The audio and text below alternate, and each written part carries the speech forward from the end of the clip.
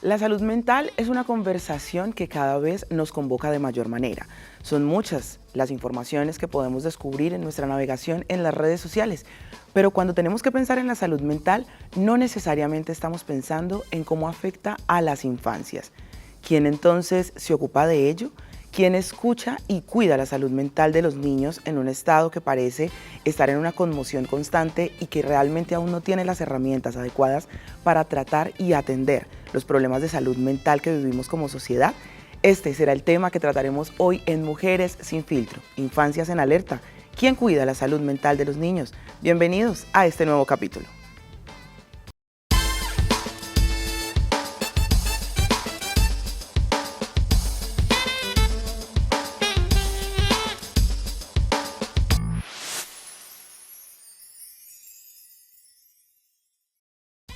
Y para tratar este interesante tema me encuentro acompañada de dos expertas que quiero presentarles en este momento. Le doy la bienvenida a Beatriz Eugenia Concha García. Ella es fonoaudióloga y psicóloga de la Universidad del Valle, especialista en desarrollo infantil y puericultura, es especialista en vínculo temprano también. Tiene experiencia en psicoanálisis del embarazo, parto y la maternidad. Es especialista en detección de mentiras y comportamientos peligrosos mediante el lenguaje no verbal, entre otros importantes títulos. Cuenta con una experiencia de más de 24 años en trabajo con instituciones públicas y privadas de trayectoria nacional e internacional y actualmente es la directora de Ciencias para Latinoamérica de la Universidad World University of Science de Washington, D.C. Además, es consultora de primera infancia y juventudes para Latinoamérica. También desarrolla una consultoría en educación inicial con protocolos de inclusión, salud mental y convivencia escolar con empresas de consultorías como Lexus Abogados S.A. Es también docente universitaria en la maestría de neuropsicología y participa del programa radial en la emisora Radio Tiempo en los 89.5 Lunes de Crianza, y hace consulta clínica particular. Beatriz Eugenia Concha, bienvenida a Mujeres sin Filtro, ¿cómo estás? Muy bien, gracias. Un gusto poderlos acompañar el día de hoy. Qué gusto, y es que para nosotros es muy importante poder contarles absolutamente todo lo que hacen nuestras invitadas, porque ustedes saben que cada camino, cada punto, cada escalón recorrido por cada una de ellas aporta a este tejido de conversación al cual les invitamos a participar. Y yo quiero entonces darle también la bienvenida a Beatriz Eugenia Guerrero Arias. Ella es fonoaudióloga, magíster en lingüística y español, ambos títulos obtenidos en la Universidad del Valle. Como beneficiaria de las becas Fulbright y de MinCiencias, logró obtener el título de doctora en currículum e instrucción y la concentración de Language and Literacy de la University of Illinois and Urbana-Champaign. Es profesora titular de la Universidad del Valle en la Facultad de Salud y actualmente es la directora del programa académico de fonoaudiología de esta alma mater. Sus trabajos e investigaciones han tematizado la intersección del conflicto, la discapacidad de género y la raza en la institución educativa y por supuesto en la sociedad en general. Desde el año 2024 obtuvo mención de honor con el premio Antonio Restrepo Barco a la investigación sobre familia en Colombia. Beatriz Eugenia Guerrero Arias, bienvenida a Mujeres sin Filtro. Muchas gracias, muy contenta de estar acá.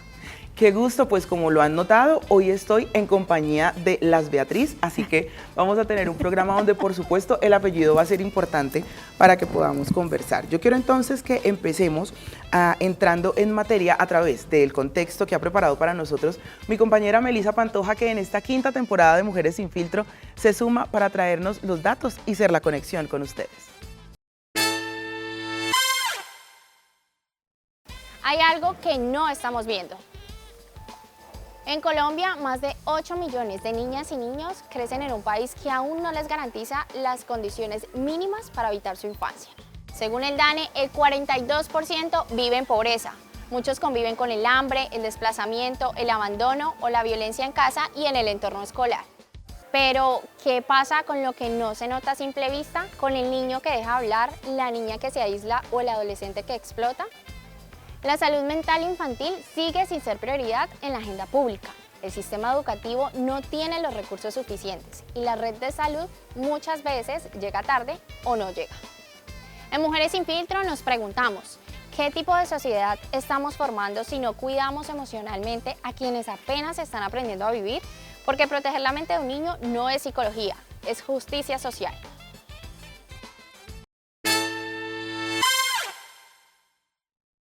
Y justamente entonces, para poder abordar este tema que a todas luces hace parte de las conversaciones desde la perspectiva de los adultos, pero que no está teniendo en cuenta la importancia de vincular a los niños a esta conversación y sobre todo de vincularnos a nosotros como adultos en una conversación cercana al respecto de cómo la salud mental está mediando el desarrollo de los niños, es que les invitamos hoy a que participen con nosotros. Y yo quiero entonces empezar, profe Beatriz Concha, hablando un poco sobre, si bien es difícil en los adultos, ¿no?, identificar comportamientos, acciones que puedan llevarnos a inferir cómo está su salud mental, ¿cómo se manifiesta esto en los niños? Qué pregunta tan bonita, porque está muy relacionada con que los niños todavía no están en la disponibilidad de hacerse cargo de una palabra que pueda decir yo siento, me pasa, estoy triste. Sí, si estamos hablando de esta primera infancia y más o menos hasta 7, 8 años, cuesta que puedan hacerse cargo de ese sentir, pero si lo ponen en actos, que son, como lo hemos escuchado mundialmente, estamos hablando de que se puede somatizar, de que lo actúan, ¿sí? Lo que no se dice se actúa, entonces los niños todo el tiempo están moviéndose, siendo muy activos, la hiperactividad, el no quedarse quietos. Lo que no sea palabra y no se construye en un lenguaje propiamente dicho donde el otro me pueda devolver sobre sí mismo, lo vuelvo acto. Y el acto se desborda, ¿sí? Entonces, como se los decía, hay somatizaciones, hay inhibiciones, pude encontrar juegos repetitivos, regresiones en ese comportamiento de los niños. Cuando los niños me hacen una regresión o hacen una regresión a comportamientos anteriores, es porque quieren volver a un lugar seguro, algo que sucedió antes, que sí les daba una contención y un sostén, pero en este momento algo está sucediendo que no me permite estar tranquilo y me hace tener una serie de acciones que movilizan ese psiquismo. Entonces, ¿cómo me doy cuenta en la infancia de qué está sucediendo? Por todos esos actos constantes y consistentes que me están haciendo los niños, que se salen como de la regularidad. Los niños son activos de por sí y tienen que jugar. Y ahora una de las situaciones principales que me están sucediendo es que los niños no están jugando, ¿sí? El como sí, el hacer que esto es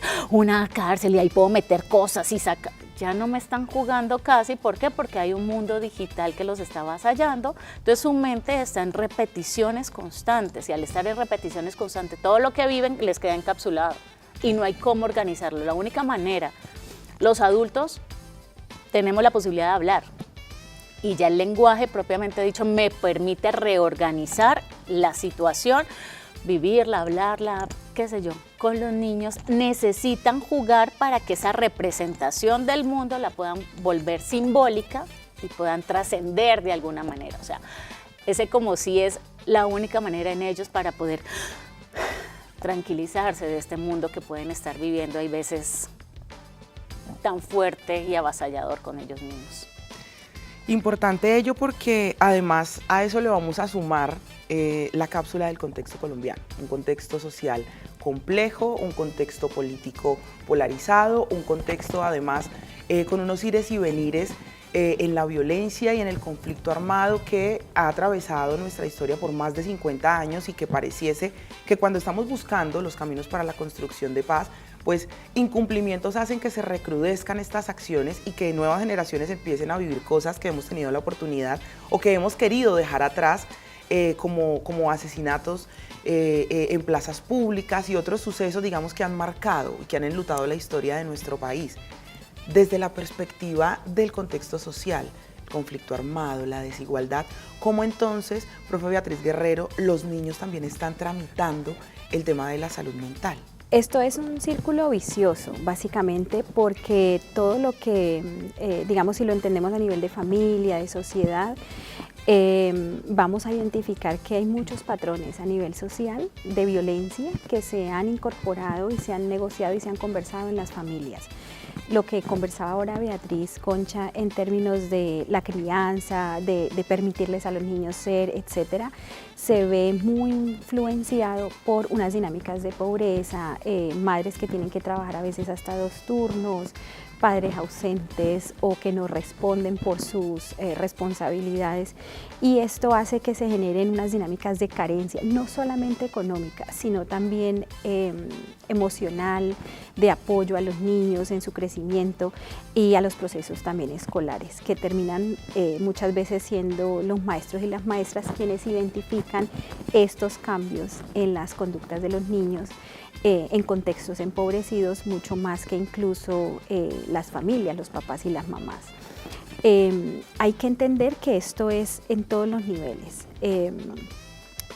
Colombia es un país que vive experiencias de discriminación y racismo, de machismo, de clasismo, de capacitismo. Entonces, ¿cómo esto afecta, digamos, la salud emocional, cognitiva de los niños? Enormemente, porque hubo un estudio que hicieron en Estados Unidos unos neonatólogos, porque estaban muchas mujeres negras presentando partos prematuros. Entonces, estos neonatólogos empezaron a investigar y era altísimo el índice en mujeres afroamericanas de prematurez. Hicieron como el análisis y no encontraban, dijeron, ¿será que existe un tal gen de la prematurez? No, no existe.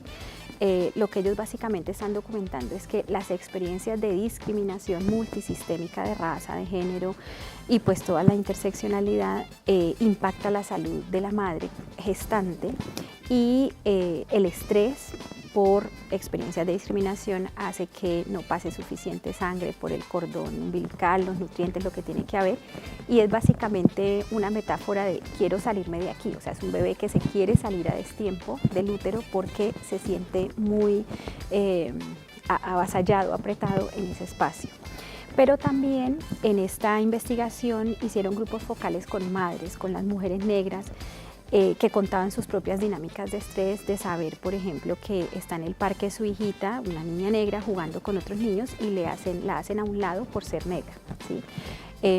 Entonces, todas estas experiencias, sumadas al conflicto de violencia de Colombia, pues generan unas manifestaciones en las infancias bastante fuertes, bastante un poco pesimista el contexto en este marco. Las noticias todo el tiempo que vemos en televisión, en el periódico, son unas noticias de la violencia, de la guerra, de lo que ocurre en el país, y pues todo esto va construyendo unas infancias que a veces es muy difícil mantener a los niños digamos, aislados o permeados de este tipo de actos, ¿no? Decir, yo a mi hija no le voy a poner a ver el noticiero, o si yo voy a ver una película violenta, pues voy a tratar de no verla con ella, pero pues eso lo puede hacer una si tiene otra habitación y que mi hija duerma acá y yo acá veo mi película. Pero si estamos en un espacio en el que todos dormimos en un mismo espacio, hay sobrepoblación residencial, hay dinámicas de hipermasculinidad, bueno, todo lo que ya se ha trabajado a nivel de dinámicas barriales, pues es el cóctel perfecto para generar unas alertas muy importantes sobre las infancias y que efectivamente hay que empezar a abordar. Por supuesto, un entorno o un contexto que estamos como sociedad aprendiendo también a reconocer, y es muy importante para nosotros poder llevar esta conversación a su cotidianidad, para que ustedes, a través de quizá esos elementos que están manifestando los niños y a través del conocimiento de nuestras expertas, pues puedan también empezar a hacer un acompañamiento efectivo a esta salud mental, que sin duda alguna es muy importante porque son la base social que estamos construyendo, que estamos acompañando y de la cual, por supuesto, somos responsables todos y todas a través de los estímulos que damos. Vamos a ir a una breve pausa y ya regresamos aquí a Mujeres Sin Filtro.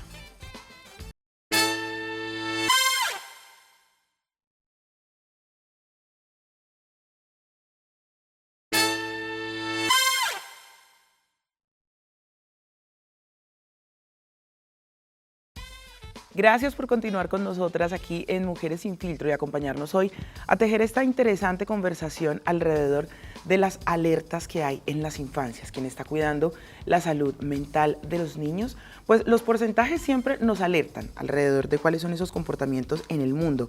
Según estudios de la OMS y UNICEF, al menos 1 de cada 7 niños entre los 10 y los 19 años, considerando también, por supuesto, a los adolescentes, tienen algún problema de salud mental diagnosticado. Esto más o menos equivale a 166 millones de personas de este rango de edad en el mundo. Para Colombia es al menos el 12.2% de los niños entre los 7 y los 11 años. No están diagnosticados, pero sí reportan síntomas relacionados con problemas emocionales o de comportamiento. Y yo quiero justamente que vayamos a través de estas cifras a el constructo social, a lo popular. Se suele pensar que los niños se adaptan naturalmente a todo, transitan bien los traumas, el duelo, la violencia, y quiero poner allí en especial un caso que conocí en estos días, y es el de un niño que pierde a su abuelo y el niño pues le preguntan ¿cómo estás? ¿Cómo te dice? Bien, yo lloro por dentro. Yo estoy bien. ¿Cómo poder apoyar? ¿Cómo transitar también estos mitos sociales que hacen que pensemos que los niños tienen la capacidad de transitarlo todo de la mejor manera? Profe Beatriz Concha. Bueno, mira que allí ahí estamos también bajo un mito que constantemente repetimos o decimos, los niños son esponjitas. Al decir o al darle el lugar de que el niño es una esponja, es un objeto inerte que recibe todo el líquido y ¿cuándo sale? Cuando tú lo aplastas. ¿Sí? Y es como si los niños no tuvieran la posibilidad de ser sujetos pensantes que construyan esa experiencia y ese conocimiento. En la década de 1920, 30 y hasta antes los niños nunca eran vistos. ¿Sí? ¿Por qué? Porque ellos eran fuerza laboral de la familia, por eso las familias tenían tantos hijos en ese momento, porque entre más hijos tuvieran, más vamos a tener quien labore la tierra, quien haga los trabajos, y desde muy pequeños empezaban a hacer labores cotidianas en casa y el estudio no era visto para ellos como una posibilidad. Cuando lo vimos de esa manera y el mundo va avanzando, estamos diciendo no, aquí hay una construcción constante, ellos están tomando información pero también están reorganizando y está saliendo de otras maneras. Si lo ponemos como que se adaptan a todo, es negarles la posibilidad de que hay una construcción y que hay un dolor, que se pueden anclar dolores, sufrimientos, angustias. Aquí me parece importante anotar como la definición de qué es inteligencia. La inteligencia es la capacidad que tenemos los seres humanos de adaptarnos al medio, resolver problemas y tomar decisiones. Si lo vemos de esta manera, pues claro, los niños desde pequeños están viendo cómo funciona. Experimento, pero al experimentar ya no voy a hacer lo mismo que hice antes, porque todos construimos a partir de la experiencia, pero si la experiencia que me están dando es una experiencia donde me toca adaptarme, o sea, sobrevivir a lo que sea, donde no hay un otro que me pueda acompañar a ver que aquí hay una situación problemática y cómo puedo resolverla, sino que mire a ver usted solito, porque nuestros niños actualmente se están constituyendo desde la propia soledad. Ahora, ¿quién es el que está más acompañando? La tecnología. Es decir, hubo un momento donde eran los papás los que estaban en estas familias extensas. Entonces las mamás estaban, los hermanos, el estar jugando con los otros, luego entró la abuela, entonces la abuela igual cumplía una función, pero habían unos primos, unos otros que iban, se reunían. Posteriormente entró la niñera, porque ya los papás tuvieron que trabajar, ya las abuelas no cumplen, entonces ya entra la niñera, pero hay un otro sin palabra, porque espera, yo le voy a decir a su mamá lo que usted está haciendo. Sí, entonces ya se posterga esta mirada de este otro y ahora no hay ni siquiera esta palabra porque ya está la repetición. Entonces, ¿qué es lo que está sucediendo con que se adaptan a todo? Pues es que esta posibilidad de adaptación se me está quedando sin elementos porque no hay un otro que le pueda permitir una construcción del pensamiento, un apalabramiento de cada una de las situaciones que suceden. Para poder yo tener una contención emocional o hacerme cargo de mis dolores, de lo que está pasando en el ambiente, yo necesito poder darle lugar en la palabra. ¿Qué me pasa? ¿Qué es lo que siento? Llorar. Efectivamente, el llorar es supremamente necesario, que llore, pero después venga acá y bueno, ¿qué fue lo que pasó? ¿Qué fue lo que te enojó tanto? Sí, no es, no llores, es que mira, tú... sino es una posibilidad de que tiene que vivir la emoción. La emoción se tiene que sentir a tope, pero después hay una construcción a partir de aquí porque hay un otro que acompaña. ¿Qué es lo que nos está pasando ahora? Efectivamente, hay la situación, tenga el celular, olvídese de lo que pasó y guárdelo. Y cada situación dolorosa, traumática, angustiante, de sufrimiento que estamos viviendo en nuestros ambientes o que estamos viviendo con ese otro que no se hace cargo, se me está quedando allí encapsulada, los dolores se quedan encapsulados. Los traumas muchas veces no gritan, los traumas se encapsulan y dejan huellas anémicas que posteriormente cuando ya empiezo a palabrar me salen y me salen en adolescencia, en adultez, porque nunca pude darles un lugar en el momento en el que estaba. Entonces, decir que se adaptan a todas, yo creo que es una de las negligencias, porque es decirle, tú tienes ya, tú lo tienes y tú lo mire a ver usted qué hace. Y definitivamente los niños no están llamados a hacerlo por ellos mismos, necesitan un entorno favorecedor. Profe Beatriz Guerrero, desde tu perspectiva, ¿cómo afecta este constructo social?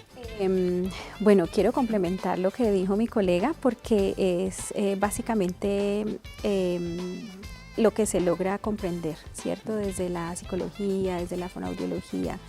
Hay una psicóloga argentina que me gusta mucho, Laura Gutman, y ella tiene un libro que se llama Por un mundo niñocéntrico. Las dinámicas de la adultez hacen que en la crianza, digamos, no, el niño se tiene que adaptar, ¿no? Entonces ella, por ejemplo, cuestiona que ella dice un primer acto violento hacia un niño, hacia un bebé humano, es alejarlo del cuerpo materno. Llevan 9 meses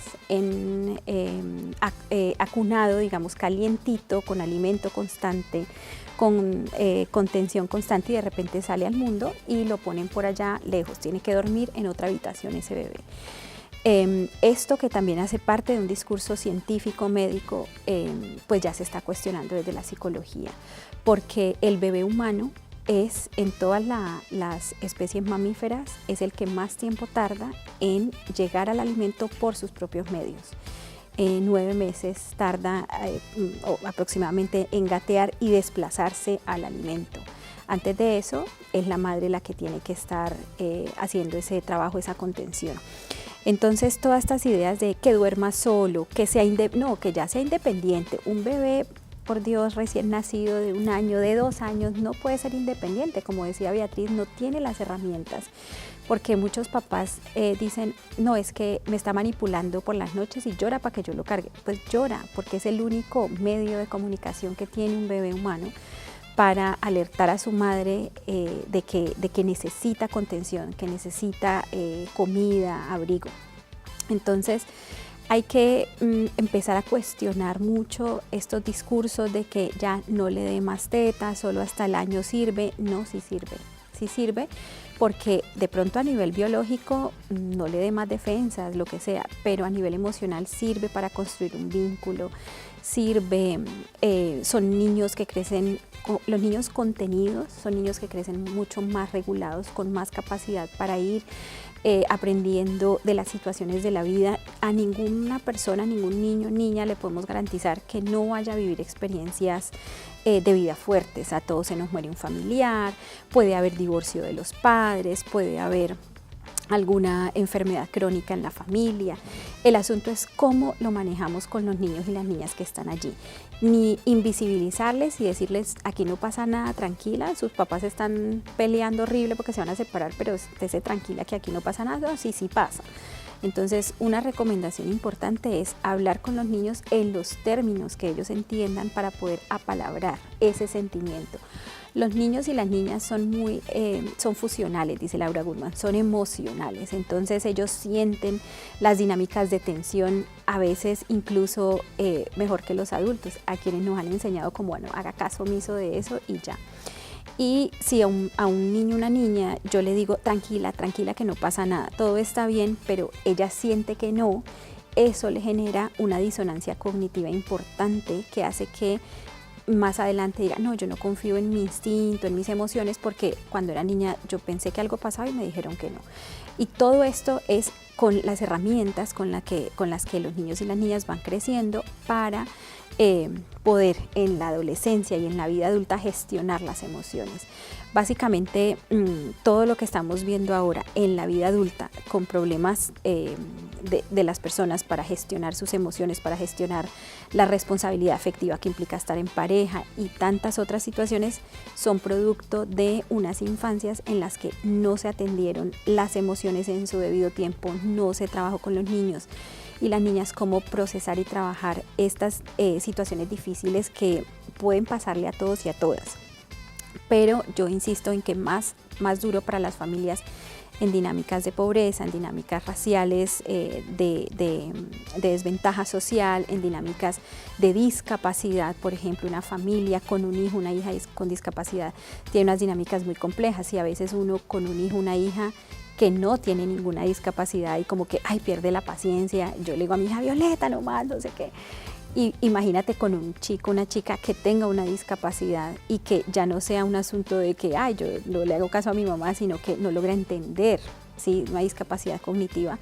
Hay una colega mía trabaja en el programa de pediatría social del hospital universitario y hay mucha violencia y maltrato infantil hacia niños y niñas con discapacidad, ¿sí? Por parte de los padres, de las familias y de la misma sociedad. Entonces creo que es algo que hay que seguir identificando, pero sobre todo contener, amar y abrazar a las infancias. Estos discursos de que sea independiente, pues hombre, sea independiente a los 30, pero un bebé de 1 año, ¿cómo va a ser independiente? Estamos en un momento social que nos pide a gritos poder resignificar aquellos aprendizajes culturales que tenemos, poder reconfigurarnos como sociedad y abrir nuestro pensamiento justamente para abrazar a esas infancias y brindarles entornos que les permitan desarrollar sus capacidades de la mejor manera y, por supuesto, poner en el centro el cuidado y la salud mental como una herramienta y un elemento muy importante para su desarrollo es en este momento un llamado importante desde lo que somos como constructo social. Vamos a ir a una breve pausa y regresamos para conectarnos con sus opiniones aquí en Mujeres Sin Filtro.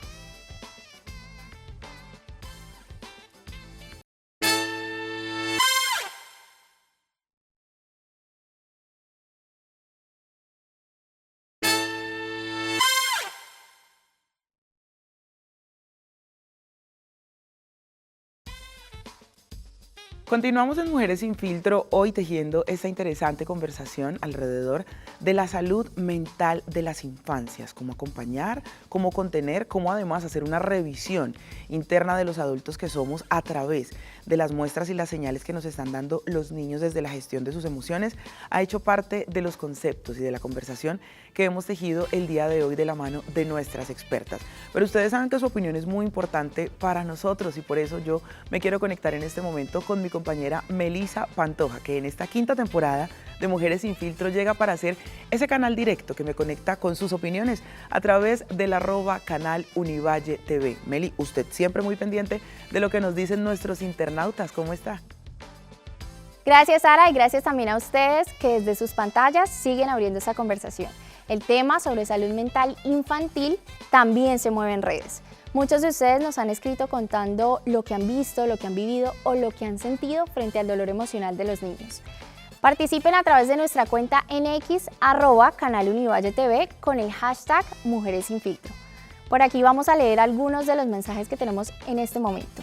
Arianna Sáenz dice: el entorno social puede actuar tanto como factor de riesgo como de protección. La salud mental del entorno familiar influye en el de las niñas y niños. Asimismo, los docentes desempeñan un papel importante de la identificación de problemas de salud mental. Corina Dávalos dice: cuando una parte de la sociedad se pudre, hay que hacer todo lo posible para que no dañen la parte sana. Los niños necesitan un ambiente que refuerce su identidad en la etapa que están viviendo: juegos, buena alimentación, cariño, creatividad, disciplina y regulación emocional. Lilian Castro dice: es fundamental la presencia del Estado y del entorno familiar en salvaguarda de la salud mental y el proyecto de vida de los niños y adolescentes. Definitivamente cada palabra que llega es una señal. Este es un tema que sin duda alguna nos toca a todos. Sigan participando en X con el hashtag Mujeres Sin Filtro. Gracias por ser parte activa de este diálogo. Gracias, Mimeli, por conectarnos con las opiniones que a esta hora nuestros internautas nos dejan para nutrir esta conversación. Pues las opiniones versaban un poco sobre la importancia de identificar los factores de riesgo, de los constructos sociales, por supuesto, de los entornos familiares. Y uno de los tweets mencionaba algo que es muy importante y que nuestras profes han ido mencionando, pero sobre lo cual no hemos aterrizado a plenitud, y es: socialmente también decimos la segunda casa donde nosotros formamos nuestras emociones, nuestro carácter y nuestro ser es la escuela. El papel, por supuesto, de la escuela y de los actores que participan dentro del proceso formativo es muy, pero muy importante. Y por supuesto se hace necesario también poder identificar cuáles son esos factores violentos. Por supuesto hay que nombrarlos como debe ser, porque el negar una emoción o el invisibilizar una emoción pues genera un entorno de violencia hacia los niños y las niñas que hacen parte de estos entornos. Por supuesto pues agranda, digamos, y maximiza lo que puede ser para ellos el sentirse en silencio, y por supuesto les niega la posibilidad de entender, de transitar y de sentir esas emociones. Profe Beatriz Guerrero, ¿qué elementos podemos encontrar dentro del entorno escolar que hacen que se agudicen los problemas de salud mental en los niños? Hay muchos elementos dentro del entorno escolar que pueden aportar a la emocionalidad infantil, digamos, no acertada. Uno de ellos es la sobrepoblación en los salones. Un maestro, una maestra que tiene muchos niños en un salón, pues no va a lograr ver estas manifestaciones más individuales de lo que ese niño, esa niña está transitando. Pero también tiene que ver con la poca formación emocional que tenemos los maestros y las maestras. Una cosa es saber de literatura, de química, de ciencias, de español, pero es como si nos desconectáramos, y para ser maestra yo solo sé de química, ¿cierto? De lo que tengo que saber, y no de estos apoyos emocionales que hay que tener con los niños y las niñas. Por supuesto, Laura Gutman dice, la escuela no es la casa, ¿sí? La escuela no tiene la función de criar, tiene una función de ampliar el repertorio social de los niños y las niñas, de estabilizar unas normas que se deben dar también desde la casa en términos de rutinas, de horarios, de disciplina, en el lugar del uniforme, por ejemplo, como del uniforme escolar, como una norma que tiene que ver con mantener lo estético unificado, que también se puede cuestionar, ¿sí? Desde la homogenización de las infancias con un uniforme. Pero creo que el papel de la escuela tiene que ver con ampliar el repertorio social de los niños y las niñas para que apliquen y practiquen estas normas, esta disciplina, estos límites que aprenden en la casa y los lleven a la escuela. Por supuesto que a la escuela van a socializar también, a aprender, a discutir con compañeros y compañeras, pero no siempre la escuela está preparada para esto. Si hay sobrepoblación en las aulas, si los maestros no han hecho un trabajo también propio, porque todas las personas que trabajamos con niños y niñas debemos explorar nuestra propia psiquis, el niño, la niña que yo fui, ¿sí? Porque hacer esta exploración y de alguna manera sanar todas las violencias que vivimos en las infancias. Laura Gutman dice, todos hemos tenido unas infancias bastante violentas solo por el hecho de que te separen del cuerpo materno, y otros tanto más pues por las dinámicas de pobreza y de violencia y de conflicto armado, por ejemplo.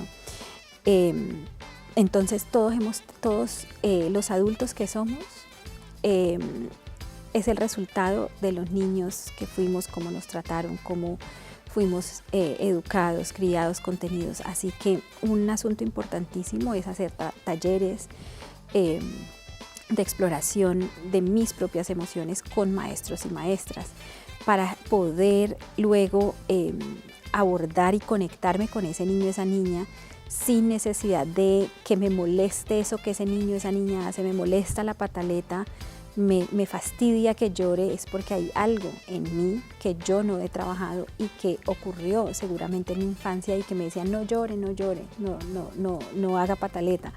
Entonces, si un niño o una niña la hace, es como que nos fastidia. A nivel social, creo que, y en la escuela, hay que permitir las manifestaciones de exploración psíquica, cognitiva, lingüística, emocional de los niños y las niñas. Ellos están formándose, están haciendo, y en la escuela pueden surgir estas preguntas de qué me gusta, qué no me gusta, quién soy, porque están con otros pares, y allí se puede poner encima de la mesa estas configuraciones identitarias, que es el espacio apropiado para hacerlo, pero la escuela se pierde esta oportunidad si no logra hacer una buena gestión de las emociones en su planta docente. Importante esto porque, por supuesto, a todas luces, esto no es una crítica hacia los ejercicios de docencia que se llevan a cabo en el país, pero sí, por supuesto, es una provocación para que podamos revisar formas que nos permitan tener un mejor acompañamiento hacia las infancias que en este momento están haciendo parte de ese proceso formativo en las instituciones educativas, sobre todo reconociendo la humanidad de quienes están detrás de ese proceso formativo y cuáles son las herramientas que pueden adquirir para fortalecer justamente su práctica docente. Visto entonces desde este lugar, profe Beatriz Concha, ¿qué implicaciones puede tener en un niño ser malinterpretado o ser silenciado o ser invisibilizado por un docente o un directivo docente que le dice no llore, vaya, siga jugando que no le pasó nada? La institución educativa es la llamada también, es decir, volvamos como a lo básico y a lo simple. Todos los que estamos en acompañamiento con los niños somos adultos. Adultos quiere decir que somos referentes de vida para ese otro que está en crecimiento y en desarrollo. Si nosotros hablamos del núcleo familiar, el núcleo familiar tiene una función clara, que es mamá cuida, sostiene y es amorosa. Papá es ley, orden y protección y le permite el mundo. Mamá es nido, papá es mundo, ¿sí? Para que este otro se vaya organizando. Cuando entra en la institución educativa, hacemos una reorganización en estas funciones y casa empieza a fungir como nido, como protección, como cuidado, y la institución educativa como ley, norma, autoridad y mundo. Entonces, si yo tengo clara la función como institución que organiza, que permite la entrada a la sociedad, como lo decía Beatriz, que da un orden lógico, que permite una comprensión de ese orden lógico, porque todos como papás, si lo vemos de alguna manera y si estamos cumpliendo bien nuestra función, pues queremos que nuestro niño esté bien contenidito acá, que no salga, que no me le pase nada, ¿sí? O que no tenga mayores situaciones problemáticas. Necesita una institución educativa que le permita ver el mundo, que le permita organizar, que le permita saber esto por aquí no es la norma, por eso te tienes que poner un uniforme. Para que haya una construcción de pensamiento propia, primero yo tengo que conocer cómo es la sociedad y cómo esta sociedad funciona. Si efectivamente encontramos que una institución educativa, y en la institución educativa estoy poniendo a los adultos referentes de vida porque nosotros somos los que la constituimos, cada uno de estos psiquismos. Si estos psiquismos de estos adultos y si las normativas institucionales, las vinculaciones no están claras, dime, vamos a hacer, no va a haber una palabra común para un sostén de un niño, sino que van a haber particularidades diciéndole cosas a los niños desde esos propios sentires, como los hablaba ahora Beatriz, desde esas propias subjetividades, dolores, sufrimientos, y entonces el adulto diciéndole no llore, cállese, no pasó nada, váyase. La institución es la llamada a darle lugar a esto que sucedió con el otro. Si hay una situación problemática en primera infancia, en primaria, en secundaria, donde hubo golpes, donde hubo un pasaje al acto, donde hubo un acto desfavorecedor, esto no, por chiquito que sea, es aquí donde se tiene que manejar, es aquí donde se le tiene que dar la importancia más grave de la situación. A ver qué fue lo que pasó, cuéntame tú. Efectivamente tiene que haber un orden lógico, una organización. Si esto no sucede y todo lo dejamos pasar, es negligencia. ¿Y qué va a pasar cuando salen de la institución? Pues van a seguir haciendo estas cosas en actos más graves, porque no hubo una contención y una organización. Ahora con la empresa con la que trabajo nos encontramos constantemente que cada vez más las familias, cuando hay un llamado de atención para su hijo, demandan al colegio porque le están diciendo a su hijo qué y cómo hacer. No se está viendo estas instancias, familia y colegio no se están poniendo de acuerdo y entonces es como la familia querer tener quién tiene la razón, y aquí no estamos hablando de razón, sino cómo funciona efectivamente un orden social y establecido que me permita que ese psiquismo construya en sociedad, no está solo. Entonces, cuando un adulto referente de vida no escucha, sino que daña, minimiza, es negligente, no permite un apalabramiento, no permite que haya un manejo de esa emoción, donde la institución educativa no me permite. Mi hija me preguntaba, mamá, pero ¿para qué uno aprende matemáticas? O sea, ¿eso para qué le va a servir después? Yo le decía, no es tanto la materia como tal, es que tú tienes una cantidad de conexiones neuronales que tienes que darle lugar. Si entonces tú te quedas en la casa y no estás aprendiendo con todo lo que te pueden enseñar, entonces ¿qué va a pasar contigo? Tú necesitas comprender que hay un otro en el mundo, que hay unas relaciones sociales, que hay unas disciplinas, que hay horarios, que hay compañeros, que hay otros adultos a los que yo tengo que escuchar, que tengo que entender, que hay unas normas institucionales. O sea, lo que me estén enseñando, por eso la educación tiene que trascender, porque no es el qué les estoy enseñando, es el cómo les estoy enseñando y cómo les estoy dando la posibilidad que desarrolle cognitivamente en Emil cosas, pero también todo lo que implica una institucionalidad de esa relación con los otros. Importante, por supuesto, entender nuestro lugar de enunciación en el mundo y desde allí entonces poder conectar, por supuesto, con lo que es el proceso social, cultural, educativo y brindarle entonces a esas infancias que acompañamos y cuidamos entornos protectores para que puedan desarrollar sus capacidades, pero sobre todo revisándonos nosotros como esos referentes de vida que pueden entonces darles un paso a seguir o ayudarles a construir su camino. Vamos a una breve pausa y regresamos aquí a Mujeres Sin Filtro en nuestra 5ª temporada.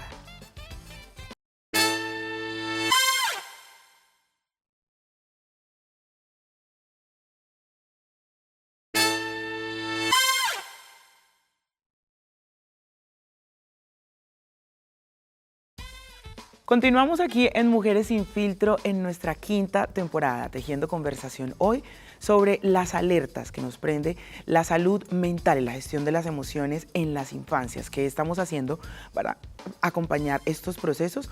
¿Cómo estamos nosotros también como adultos gestionando nuestras emociones y brindando ejemplo? Pues hoy hemos tenido la oportunidad de articular conversación con nuestras expertas, pasar un poco por el constructo social y los mitos que hay que dejar de lado, el papel de la institución educativa, por supuesto, el papel de quienes fungimos como cuidadores, cuidadoras o acompañantes de las infancias en sus distintos procesos. Y ahora es importante también entonces poder revisar a la luz del conocimiento de nuestras expertas cómo estamos en materia estatal, la regulación, la legislación. Tenemos una política nacional de salud mental que busca tener una cobertura entre 2024 y 2033, pero por supuesto si nos vamos hacia abajo tenemos muchas otras legislaciones, el Código Nacional de Infancia y Adolescencia, políticas públicas alrededor de la salud mental, no solamente de carácter nacional sino también de orden local, por supuesto territorial en lo departamental, pero de un poco de qué nos sirven, de qué nos funcionan. Si tenemos que hacer una medición general, profe Beatriz Concha, como país, ¿nos rajamos o pasamos ahí en calificación? Es decir, aquí hay dos cosas. Una, del dicho al hecho hay mucho trecho.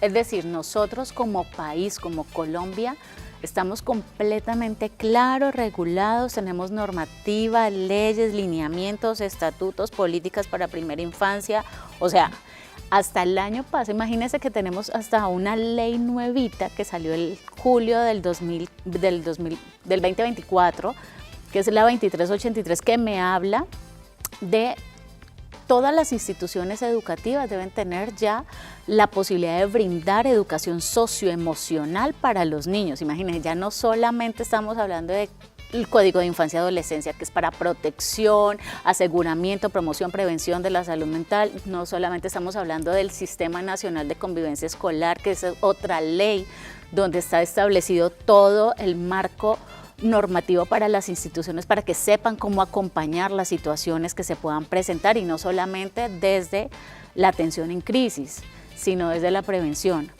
O sea, tenemos lo escrito, pero escrito se nos queda porque nuestras instituciones educativas y los presupuestos no están acompañando acorde con todo lo que está en papel. El papel está bellísimo, pero no se está llevando a cabo. Tenemos instituciones donde hay 1000 estudiantes, un psicólogo para 1000 estudiantes, o sea, por más de que queramos la formación a maestros, como lo decíamos anteriormente, estamos carentes de maestros con una serie de sufrimientos, angustias y dolores que no saben cómo tramitarlos ellos mismos para poder acompañar a otros.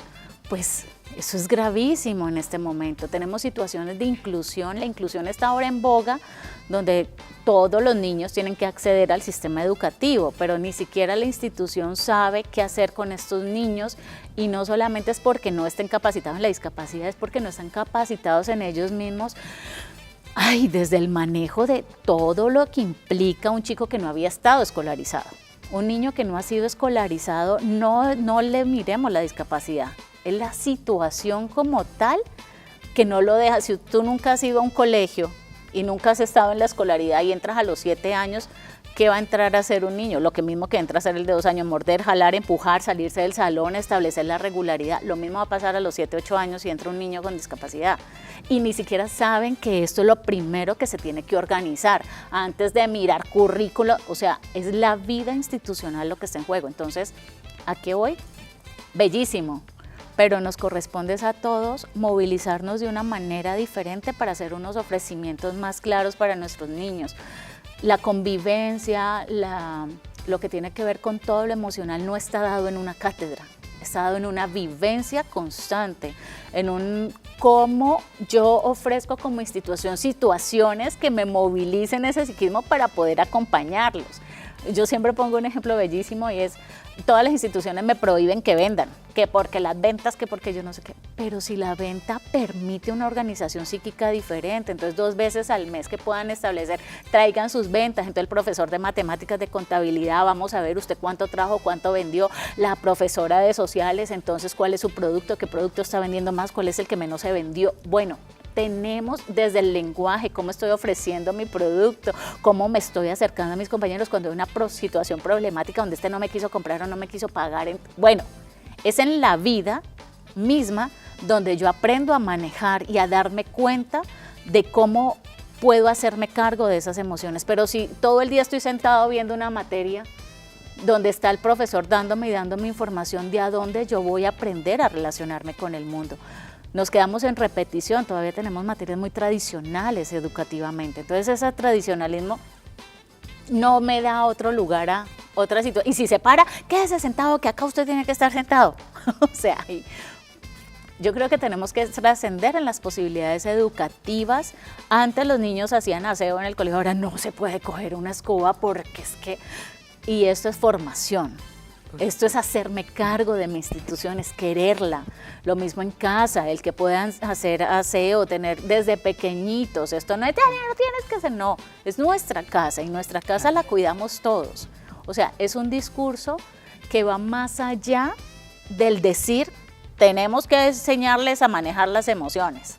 Yo creo que es un tocarnos todos, los que estemos viendo este programa, es decir cuál es el lugar que como adulto estoy asumiendo frente a mi niño. Yo quiero que empecemos a pensarnos en esas herramientas prácticas que podemos empezar a implementar, porque como bien lo ha dicho la profe Beatriz Concha, pues en el papel tenemos todo muy claro, pero cómo llevarlo a lo práctico, cómo desde ese lugar de cuidadoras que encarnamos nosotras desde aquí, desde este programa y desde nuestra experiencia, por supuesto, muchas cosas para compartir, podemos entonces hacer práctico para quienes nos ven a través de las pantallas de Mujeres Sin Filtro.